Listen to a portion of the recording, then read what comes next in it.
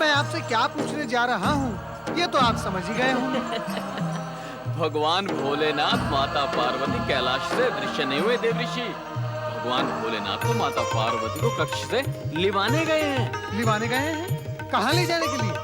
मुझसे कुछ कहा तो नहीं है, परंतु लगता है कि गगन विहार जाने का वो विचार कर रहे हैं। नारायण नारायण, नंदी महाराज इतनी महत्वपूर्ण बात है और आपको बताया नहीं गया, ये तो बड़े दुख की बात है। नंदी महाराज आप इस कैलाश के रक्षक हैं, आपको तो इस बात का ज्ञान होना ही चाहिए था। नारायण नारायण। देवर्षि, कैलाश पर आते ही आपने अपनी लीला प्रारंभ कर दी। लीला? कैसी लीला? नारद लीला। नंदी को भोलेनाथ के विरुद्ध कुछ पाठ पढ़ाने लगे थे? नहीं माता नहीं, मैं तो केवल अपनी उत्सुकता को शांत कर रहा था। मेरा दूसरा और कोई उद्देश्य नहीं था।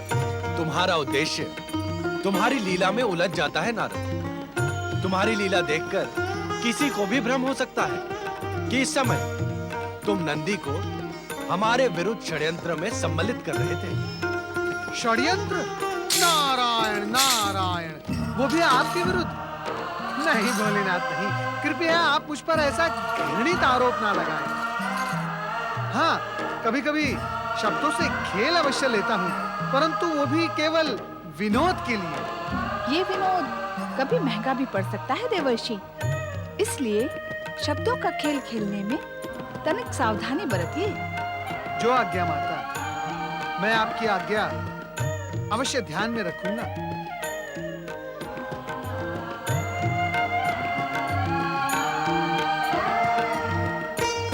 भोलेनाथ, क्या आप दोनों ने गगन विहार करने का विचार किया है? अवश्य। आपसे नंदी ने ही कहा होगा कि हम गगन विहार पर जाने का विचार कर रहे हैं। अब नंदी महाराज असत्य तो नहीं कहेंगे ना? हाँ? जब हमने नंदी से कुछ कहा ही नहीं, तो सत्य असत्य का प्रश्न ही नहीं। नारद, तुम ये बताओ कि इस समय क्या नया समाचार लेकर आए हो? नारायण नारायण, नया समाचार तो है भोलेनाथ। राजकुमार भद्रायु और राजकुमारी कीर्ति मालिनी का शुभ विवाह। क्या आप उस विवाह में सम्मिलित हुए थे देवर्षि? नहीं नहीं माता, बिना निमंत्रण के मैं वहां कैसे जाता? निषाद राज के राज्य में विवाह की जो धूमधाम देखी, भद्रायु और कीर्ति मालिनी को वर वधू के रूप में देखा, तो मैं समझ गया। आप समझ गए कि उन दोनों का विवाह हो चुका है? हाँ हाँ प्रभु, परंतु इस समय आपको यह समाचार देना मेरा उद्देश्य नहीं था। आप दोनों के दर्शन की आकांक्षा लेकर मैं यहाँ आया था, सो मेरी आकांक्षा पूर्ण हो चुकी है। अब आप दोनों मुझे आज्ञा दें। ऐसी शीघ्रता भी क्या है नारद? तनिक हमारे साथ वार्तालाप तो करें। आप जब भी कैलाश पर पधारते हैं, तो हमारा मन प्रफुल्लित हो जाता है। नारायण नारायण, ये सब आपकी कृपा है माता। और वैसे भी वार्तालाप करने के लिए कोई भी विषय शेष नहीं रह गया। अब यदि मैं शब्दों का खेल खेलने लगूंगा तो संकट में फंस सकता हूँ। आप मुझे आज्ञा दे ही दें। नारद बहुत चतुर है देव। वे समझ गए कि भद्रायु और कीर्ति मालिनी के विवाह का समाचार सुनने के पश्चात तुम उन्हें देखने की इच्छा व्यक्त करोगे और हमारे लिए गगन विहार करना अनिवार्य हो जाएगा। आपने तो मेरे मन की बात कह दी स्वामी। आप अंतर्यामी जो हैं, अब हमें शीघ्र ही गगन विहार के लिए प्रस्थान करना चाहिए। नंदी, तुम्हारा कथन सत्य था। हमें गगन विहार के लिए जाना ही है। तुमने नारद से हमारे गगन विहार की चर्चा करके कोई भूल नहीं। ओम नमः शिवाय।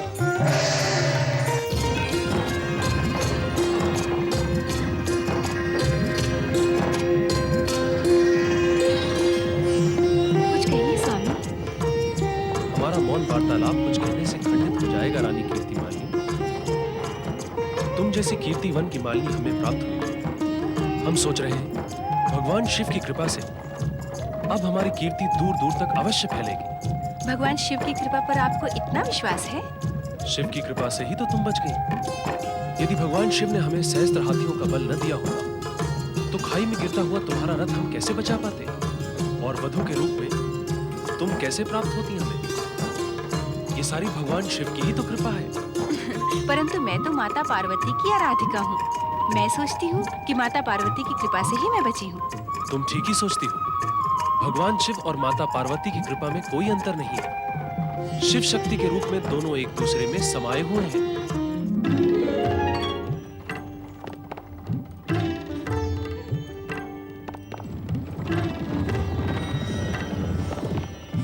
वो देखो देवी, वो है भद्रायु और कीर्ति मालिनी। अपने नव विवाह का आनंद मनाने के लिए वन विहार करने जा रहे हैं। कितनी रूपवती है कीर्ति मालिनी। कितना सुदर्शन है आपका भक्त भद्रायु। संभवतः तुम ये नहीं जानती कि कीर्ति मालिनी तुम्हारी आराधिका है। तुम्हारे दर्शन की इच्छा इसने अपने मन में पाल रखी है। इन दोनों को मैं निकट से देखना चाहती हूँ नाथ। हम तुम्हारी ये इच्छा अवश्य पूर्ण करेंगे, परंतु तुम्हें भी हमारी एक इच्छा पूर्ण करनी होगी। कैसी इच्छा स्वामी? हमने भद्रायु को सहस्त्र हाथियों का बल प्रदान किया था शत्रुओं को पराजित करने के लिए। वो कार्य पूर्ण हुआ, परंतु अब उसे अपने बल का अहंकार होने लगा है। इसलिए हमारी इच्छा है कि उसकी परीक्षा लें। परीक्षा? ये दोनों विवाह के पश्चात पहली बार वन विहार को निकले हैं। परीक्षा लेकर इनके आनंद में बाधा न डालें स्वामी। तुम घबराओ नहीं देवी। परीक्षा लेने के पश्चात इनका आनंद द्विगुना हो जाएगा। हाँ, परीक्षा लेने के लिए हमें अपना वेश परिवर्तित करना होगा। जैसी आपकी आज्ञा स्वामी। चलें।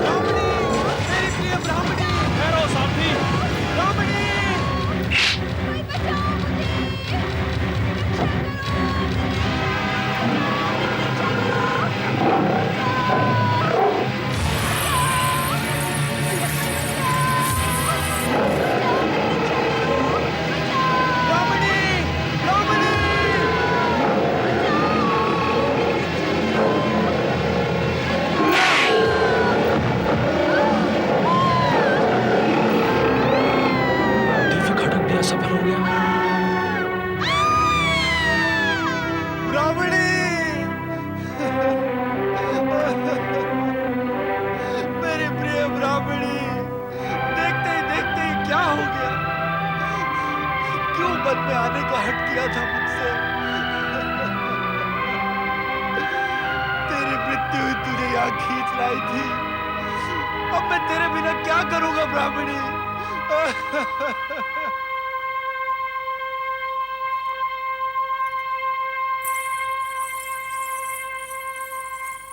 क्या हुआ स्वामी? कीर्ति, मेरा सहस्त्र हाथियों का बल और ये दिव्य खड़ग किसी काम नहीं आया। उस बाघ ने ब्राह्मणी को मार डाला और मैं कुछ नहीं कर पाया। अब मैं अपनी ब्राह्मणी के बिना कैसे जीवित रह पाऊंगा? हाय मेरी प्रिय ब्राह्मणी, हाय मेरी प्रिय ब्राह्मणी। शांत हो जाए ब्राह्मण देवता, शांत हो जाए। संभवतः विधाता की यही इच्छा थी। अब विलाप करने से क्या होगा? मुझे पूर्ण विलाप कर लेने दो। यही विलाप करते करते मैं अपने प्राण त्याग दूंगा। नहीं नहीं ब्राह्मण, नहीं ब्राह्मण देवता। ब्राह्मण देवता, ब्राह्मण देवता, मेरा विश्वास करें।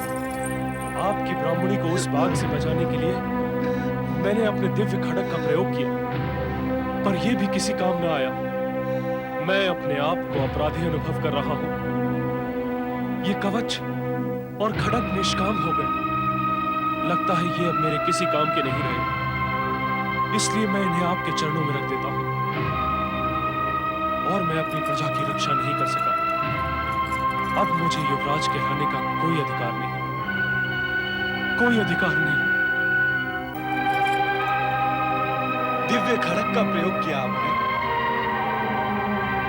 कौन है आप? मैं महाराज वज्रसेन का पुत्र युवराज भद्रायु हूं। ये आपके पिता महाराज वज्रसेन का ही राज्य है? हाँ हाँ ब्राह्मण देवता, दशाण युवराज के नाते अपने प्रजाजनों की रक्षा करना मेरा कर्तव्य है। आप मेरी ब्राह्मणी की रक्षा में असफल रहे। आपके सामने ही मेरी धर्मपत्नी की मृत्यु हो गई और आप कुछ न कर सके। इसके लिए मैं लज्जित हूं ब्राह्मण देवता, और इसके प्रायश्चित स्वरूप आप जो भी कहेंगे मैं करने के लिए प्रस्तुत हूं। तो मेरी ब्राह्मणी के मृत्यु के प्रायश्चित स्वरूप आप अपनी पत्नी मुझे सौंप दें।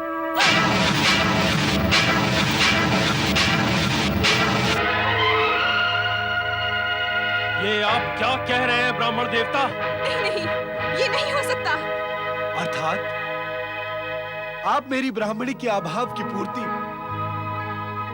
नहीं कर सकते?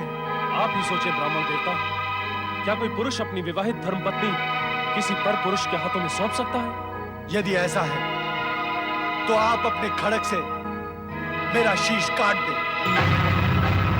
मैं अपनी ब्राह्मणी के बिना जीवित नहीं रह सकता। रानी कीर्ति मालिनी, ब्राह्मण देवता ने मेरे सम्मुख एक विचित्र धर्म संकट खड़ा कर दिया है। अब इस धर्म संकट से तुम ही मुझे छुड़ा सकती हो। मैं पतिव्रता हूँ स्वामी, किसी पर पुरुष का हाथ कैसे थाम सकती हूँ? ये तो घोर पाप होगा। तो फिर ब्राह्मण देवता की इच्छा पूर्ति कैसे होगी? यदि इन्होंने प्राण त्याग दिए तो मुझ पर दो ब्रह्म हत्याओं का पाप लगेगा। यदि आपने बलपूर्वक मुझे इस ब्राह्मण को सौंपने का निश्चय किया तो मैं भी जीवित नहीं रहूंगी स्वामी। अर्थात अपनी ब्राह्मणी के बिना मैं जीवित रह सकूंगा, ऐसा सोच रहे हैं आप? ऐसा कदापि नहीं होगा युवराज। यदि आप अपनी धर्मपत्नी मुझे सौंपने के इच्छुक नहीं हैं और अपने खड़ग से मेरा वध करना भी उचित नहीं समझते, तो अब मेरे पास एक ही उपाय शेष रह गया है। मरण समाधि लगाकर मैं अपने प्राणों का अंत कर दूंगा। हाँ, अब मैं यही करूंगा। ऐसा न करें ब्राह्मण देवता, आपको मृत देखने से पहले मैं अग्नि में भस्म होकर अपने प्राण दे दूंगा। मुझ पर इतनी दया करें, मेरे सम्मुख प्राण त्याग का निश्चय न करें। मुझे अपनी चिता सजा लेने दें। मैं चिता सजाकर आपके सम्मुख अग्नि समाधि लूंगा। स्वामी, आपके साथ साथ मैं भी जीवित समाधि लूंगी। आपके बिना जीवित रहकर मैं क्या करूंगी? हे विधाता, ये तेरा कैसा न्याय है? मेरी ब्राह्मणी को मुझसे छीन लिया और अब उसका अभाव पूर्ण करने वाली ये स्त्री मेरे आंखों के सम्मुख अग्नि समाधि लेने की इच्छुक है। तुम्हारा यदि यही विधान है तो मैं भी इन दोनों के साथ जलती चिता में कूदकर अपने प्राणों का अंत कर दूंगा। यदि ऐसा है तो यही सही।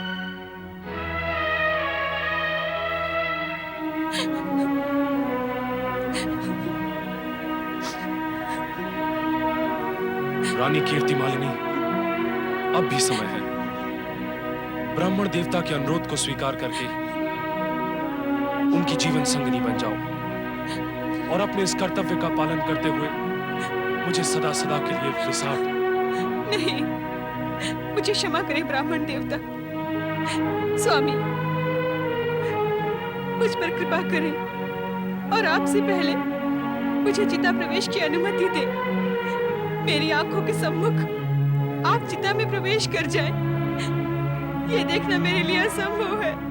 नहीं रानी कीर्ति मालिनी, चिता प्रवेश की प्रतिज्ञा मेरी है। चिता जलाकर पहले मैं अग्नि प्रवेश करूंगा।